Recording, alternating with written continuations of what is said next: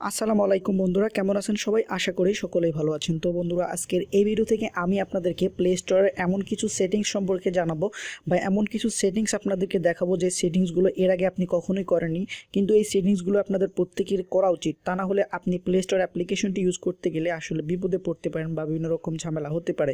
তো অবশ্যই এই সেটিংসগুলোর ব্যাপারে জানতে হলে ভিডিওটি সম্পূর্ণ দেখবেন। পুরো ভিডিও জুড়ে আপনার সাথে থাকছে আমি অপু এবং আপনারা দেখছেন এটেক বিডি ইউটিউব চ্যানেল। তো ভিডিও শুরু করার আগে বরাবর মতো একটা রিকোয়েস্ট করি, যারা এখনও আমাদের চ্যানেলটিকে সাবস্ক্রাইব করেনি অবশ্যই সাবস্ক্রাইব করবেন, আর যারা ইতিমধ্যে সাবস্ক্রাইব করেছেন তাদেরকে অসংখ্য ধন্যবাদ জানাচ্ছি।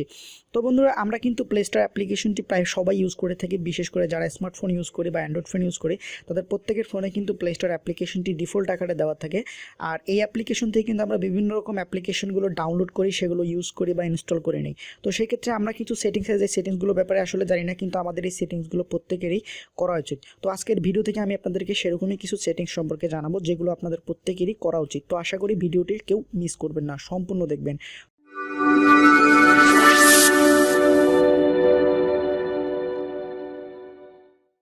তো বন্ধুরা, প্রথমে আমি চলে যাব উপরে, যে প্লে স্টোরে আসার পর উপরে থ্রি ডট আইকনে ক্লিক করব। দেন ক্লিক করার পর একটু নিচের দিকে আসবো। আসার পর এখানে দেখতে পাবেন নিউজ পরিমাণ কিছু সেটিংস এখানে চলে আসছে। তো নিচের দিকে একটি অপশন আছে, সেটা হচ্ছে সেটিংস। তো আমি সেটিংসে ক্লিক করব।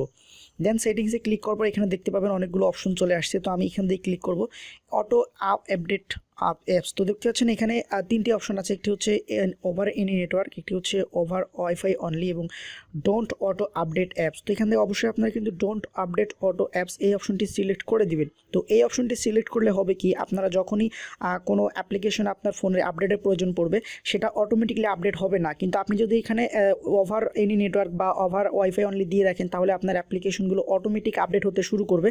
আর আপনার ফোনে কিন্তু জায়গার সমস্যা হয়ে যেতে পারে, আপনার ফোনটি স্লো হয়ে যেতে পারে, বিভিন্ন রকম সমস্যা কিন্তু হতে পারে। কিন্তু আপনার যদি অ্যাপ্লিকেশনে আপডেট দেওয়ার প্রয়োজন পড়ে তা আপনি প্লে স্টোরে এসে সার্চ দিয়ে সেই অ্যাপ্লিকেশনগুলো কিন্তু আপডেট দিয়ে নিতে পারেন। তো এটা গেলো প্রথম সেটিংস। দ্বিতীয় সেটিংসটি নিচের দিকে আছে, সেটা হচ্ছে অটো প্লে ভিডিও।